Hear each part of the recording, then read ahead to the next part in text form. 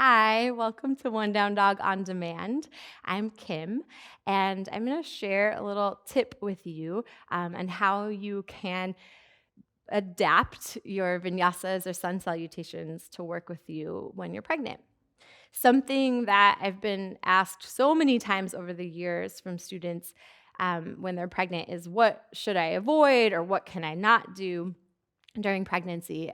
There is not one answer to that. It's really about what works for you. And the same thing goes for when you're doing vinyasas or sun salutations.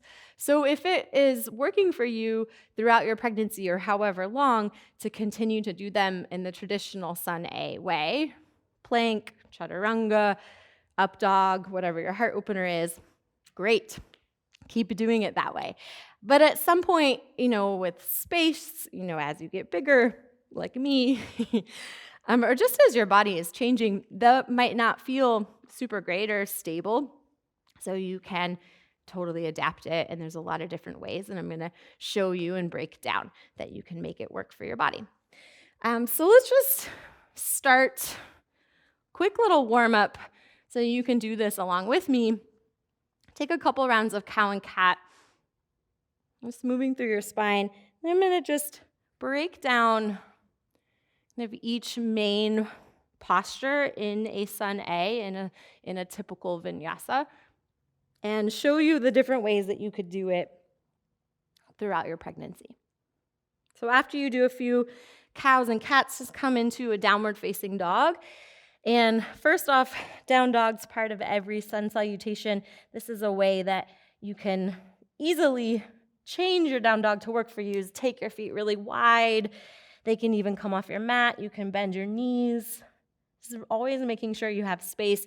You could also place some blocks underneath your hands at any height and do your down dog like that so you get more space that way. So those are simple changes you can make just for down dog. So then we'll start talking about plank pose. So I personally don't feel super great in a plank pose when I'm in my third trimester. I'm 34 weeks right now, so pretty deep into my last trimester. And the reason being is that it's really hard to engage the core muscles in a way that is supportive and frankly safe, protecting the abdominal muscles and your low back. If I were to do traditional plank on my toes. So I usually usually I've only been pregnant twice, but in these two pregnancies, I've stopped by the time I've gotten to the third trimester. However, I've had students who feel good in that full plank pose, pretty far along, and that's great. If that feels good for you, it's totally fine to do as long as you're able to find that connection, that core engagement. If doing it on your toes, you're just not feeling great in it, a few different ways you could take it.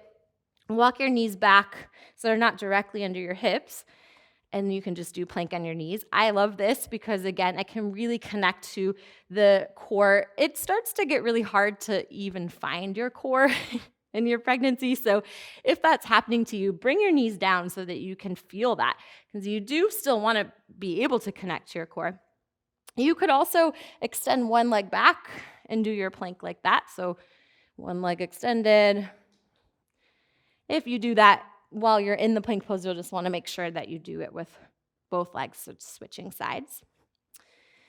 So that's plank pose. Again, could be done the traditional way too if it feels good to you, especially earlier along. Chaturanga, same deal.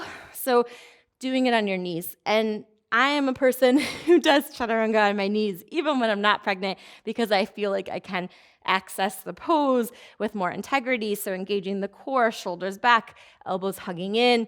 You bend as deep as you want to. If you need a little less or want more support, do chaturanga right from tabletop. So knees right underneath.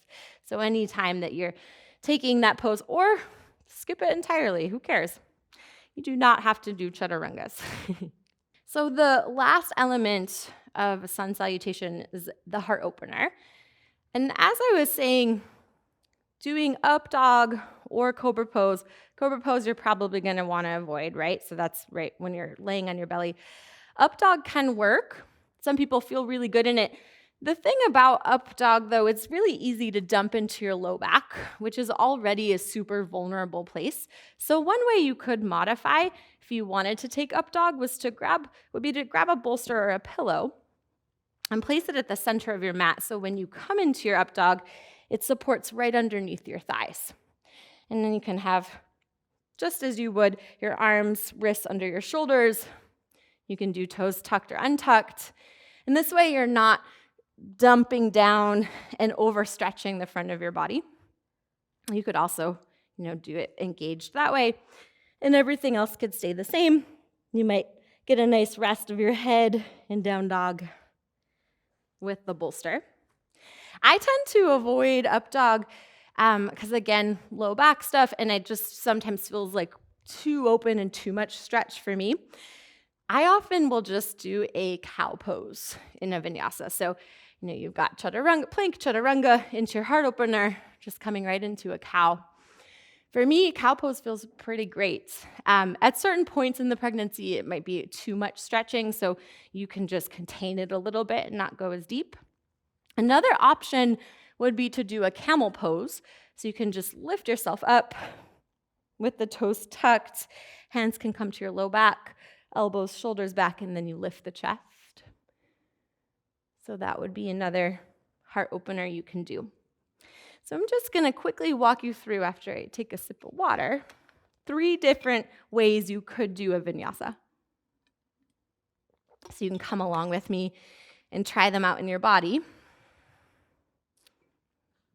Another adaptation I like to make when I'm pregnant and when I'm teaching pregnant students is doing mountain pose from the knees rather than coming all the way up. So you're not doing this like up and down and up and down. Like that can make you sick or feel dizzy or just not great in your body.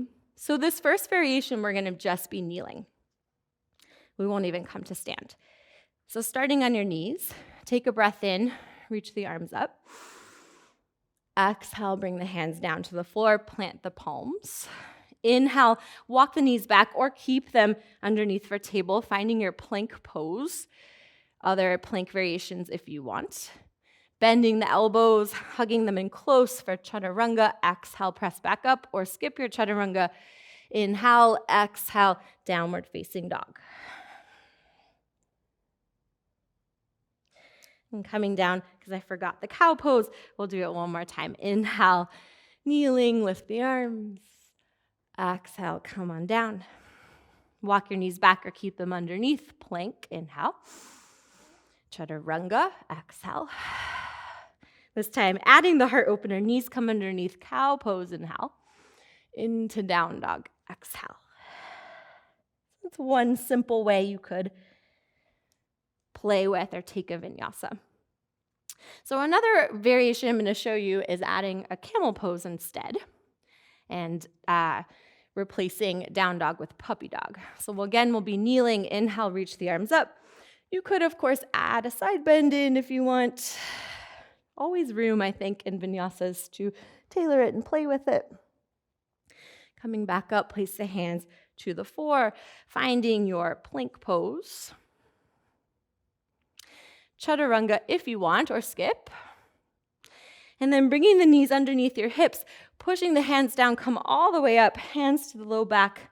Camel pose does not need to be deep. Keep the legs engaged so you're supported, not dumping into the low back. And from camel, keep the hips over your knees.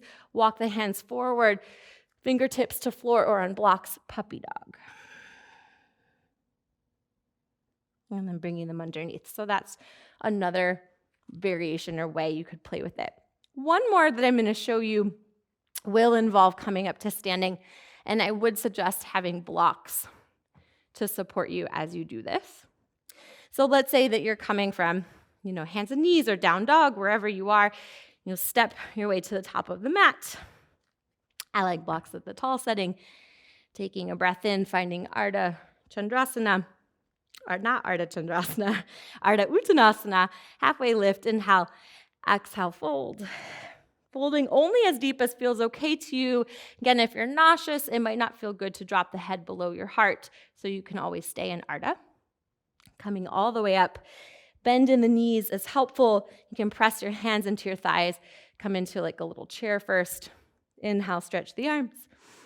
Exhale, again, bend the knees. Hands come down. Hands to blocks. Keep the knees bent or straighten. Lengthen the spine. Stay here or fold. And then stepping one leg straight back. Inhale, lower the knee. Exhale. Be in this lunge as you breathe in. Exhale, front leg joins the back. And we'll just do cow and cat. Inhale. Exhale.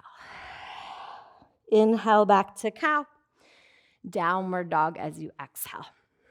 So not even doing the plank and chaturanga with this variation. Just taking a cow and cat is a great way to still participate in the breath flow, but without all that extra effort. Then you'll come back to your hands and knees. Hands come back to blocks if you're using them. And the leg that you stepped back will now step forward. Back leg will join the top. Lengthen the spine. And fold. Bend the knees. We'll do it one more time. Come up, inhale. Exhale, knees bend, hands to them first. To blocks, lengthen the spine. Inhale. Step your opposite leg back. Lunge. Just a moment there. Bring that leg back. Cow and cat. Inhale. Exhale. One more cow. Down dog. Stay in your dog as long as you want. And then lower to the knees down. Lower the knees down first. It gets really hard to just step your feet to the top of the mat from down dog during pregnancy. So I always add a little tabletop in. And then with this lunge variation, the leg that went back first will now go forward. Step the back leg forward. Stay nice and juicy, bent in the legs. Lengthen the spine. Fold. And come up. And you can continue on with that. So those are just a couple of ways that you can play around with your vinyasa, taking all those different elements. You can make it your own. I hope you found that to be helpful. And thanks so much for joining in with me today.